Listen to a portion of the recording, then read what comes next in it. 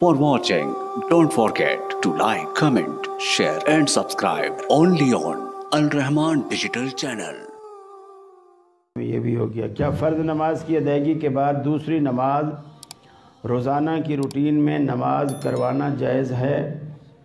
یعنی جو پڑھ چکے ہوتے ہیں وہی کرواتے ہیں یا دوسرے لوگ آ کے کرواتے ہیں؟ پڑھ لیتے ہیں پھر بھی وہ کہتے ہیں وہ صدقہ کر رہا ہوں میں نفل پڑھ رہا ہوں. کوئی حرج نہیں، صدقہ کی تو اجازت ہے. صدقہ ایک شخص آپ کے ساتھ پڑھ چکا تھا، ایک دوسرا بعد میں آیا تو آپ نے کہا کہ کون ہے جو اس کے ساتھ صدقہ کرے؟ صحابی تیار ہو گیا، آپ نے فرمایا اس کے ساتھ مل کے جماعت کرا دیں. ایک اجازت. دوسرا یہ ہے کہ ایک یہ ہے کہ جان بوجھ کر نماز کو لیٹ کرنا، یعنی آپ کو پتہ ہے کہ آپ کی مسجد میں فرض کیا کہ جی عشاء کتنے بجے ہوتی ہے؟ 7:15. آپ کو پتہ ہے کہ 7:15 ہی ہوتی ہے، تو آپ اس حساب سے آ جائیں تاکہ آپ جماعت میں شریک ہو جائیں. ایک یہ ہے کہ آپ آ تو رہے تھے 7:15 کے حساب سے، راستے میں آپ کی گاڑی پنچر ہو گئی، اب آپ پنچر لگوانے چلے گئے. اب جب تک آپ مسجد پہنچے تو جماعت ختم ہو چکی تھی. اب کوئی حرج نہیں، آپ جماعت کروائیں. اس طرح آپ 2 کی کیوں قید لگاتے ہیں؟ اب 10 بھی جماعتیں ہو جائیں تو کوئی حرج نہیں. دوسری نماز پڑھنا رسول اللہ صلی اللہ علیہ وسلم نے کبھی بھی منع نہیں فرمایا. صحابہ کرام نے آپ سے مسئلہ پوچھا جب آپ نے یہ فرمایا کہ تمہارے بعد ایسے ایسے حکمران آئیں گے جو نمازوں کے اوقات کو جان بوجھ کر لیٹ کریں گے، ضائع کریں گے. صحابہ نے کہا یعنی مثال کے طور پر اگر عصر کی نماز فرض کیا کہ آپ کے ہاں 3:30 بجے ہے، 3:15 بجے، کہ اگر 3:15 بجے عصر کی نماز ہے، اب وہ آ کے 4:30 بجے عصر کی نماز پڑھ رہے ہیں، یہ نماز کے وقت کو ضائع کرنے والی بات. تو آپ نے فرمایا ایسے ایسے حکمران آئیں گے جو نمازوں کے وقت کو ضائع کریں گے. تو صحابہ نے پوچھا یا رسول اللہ اس وقت آپ ہمیں کیا حکم دیتے ہیں؟ چونکہ وہ جو حکمران ہوتے تھے نا، وہ مسجد میں نماز بھی وہی پڑھاتے تھے. یعنی اب تو حکمرانوں کا معاملہ ہی الگ ہے، مسجد والا معاملہ الگ ہے، اقتدار والا معاملہ الگ ہے. صاحب اقتدار اس قابل ہی نہیں ہوتے کہ وہ نماز پڑھا سکے. نہ کسی کی داڑھی ہوتی ہے، نہ قل ہو اللہ کسی کو پڑھنا آتا ہے، بہت ساری چیزیں نہیں آتی ہیں. طواف بھی کرتے ہیں تو سفید جرابیں پہنی ہوئی ہوتی ہیں اور اسی میں طواف کر رہے ہوتے ہیں. تو ہمارے حکمرانوں کو دین کا کچھ بھی پتہ نہیں ہوتا. تو اس وقت حکمران بھی ہوتے تھے، ممبر پہ خطبہ وہی دیتے تھے، مصلی پہ نماز وہی پڑھاتے تھے، جنازے وہی پڑھاتے تھے.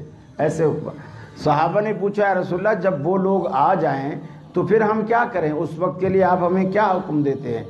آپ نے فرمایا پہلے تم اپنی نمازوں کو اپنے وقت پہ پڑھ لو، اپنی نمازوں کو اپنے وقت پہ پڑھ لو، پھر جب حکمران آ کر کے جماعت کرائیں تو پھر ان کے ساتھ بھی پڑھ لو.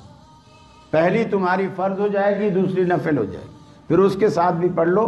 اس کے ساتھ اس لیے پڑھنے کو کہا کہ کہیں یہ فتنہ پیدا نہ ہو کہ وہ بولیں کہ اچھا یہ فلاں فلاں فلاں بندہ ہمارے پیچھے نماز نہیں پڑھتا، اس کا مطلب ہے کہ ہمیں مسلمان ہی نہیں سمجھتا. تو پھر وہ حکمرانوں میں اور عوام میں ایک لڑائی اور تنازع کی صورت پیدا نہ ہو. تو وہاں بھی آپ نے 2 جماعتوں کی اجازت دی.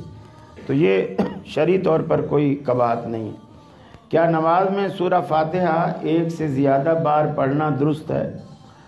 اگر تو دیکھیں آپ جماعت میں کھڑے ہوئے ہیں، جماعت میں ہیں، تو ظاہر بات ہے امام جب پڑھے گا تو اب آپ کو حکم یہ ہے کہ ایک دفعہ سورہ فاتحہ پڑھ کے آپ چپ ہو جائیں. باقی سورت بھی آپ نے نہیں پڑھ لی، سورت فاتحہ پڑھ لی، آپ نے فریضہ ادا کر دیا، اب آپ چپ ہو کر امام کی قرات کو سنیں. اگر آپ کل اکیلے پڑھ رہے ہیں، اکیلے ہیں، جماعت نہیں ہے، تو پھر یہ ہے کہ آپ قرآن کی کوئی اور سورت کیوں نہیں پڑھنا چاہتے؟ سورہ فاتحہ پر کیوں اٹکے ہوئے ہیں؟ آخر قرآن کا کوئی اور حصہ بھی تو آپ پڑھیں جو سنت کے مطابق ہے، کہ سورہ فاتحہ آپ پڑھیں اور اس کے بعد اور کچھ نہیں تو سورہ اخلاص ہی پڑھیں. اور یہ سولس قرآن ہے، 10 پاروں کے برابر، ایک دفعہ پڑھنے سے 10 پاروں کے برابر ثواب ملتا ہے.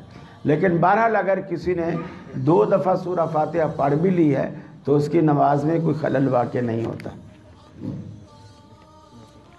کیا تشہد سے پہلے دوسرے تشہد میں انگلی کو کب اور کس وقت ہلانا چاہیے؟ تشہد سے پہلے تشہد اور تشہد میں انگلی کو، یہ جملہ مجھے سمجھ میں نہیں آیا، تشہد سے پہلے اور تشہد کے وقت۔ پہلے تشہد یا دوسرے تشہد نہیں پہلا تشہد یا دوسرے تشہد میں کب انگلی ہلانی چاہیے؟ ہاں، بخاری شریف میں جو امام بخاری رحمۃ اللہ علیہ روایت لائے ہیں وہ یہ ہے کہ پوری اتحیات میں رسول اللہ صلی اللہ علیہ وسلم کی یہ مٹھی اس طرح بند رہتی، انگوٹھا سیدھا رہتا، اور یہ انگلی شہادت والی تھوڑی سی خم والی ہوتی لیکن بند نہیں ہوتی، اس طرح اٹھی رہتی لیکن سیدھی نہیں ہوتی، یہ تھوڑی سی خم دار رہتی، اور سلام تک یہ آپ انگلی ایسے ہی رکھتے، اور آپ کی نظر اس انگلی سے آگے تجاوز نہیں کرتی، گویا آپ کی نظر بھی اس کے اندر رہتی، اس سے آگے نہیں جاتی، اور پورے سلام تک آپ کی یہی کیفیت رہتی، اور یہی بہترین طریقہ۔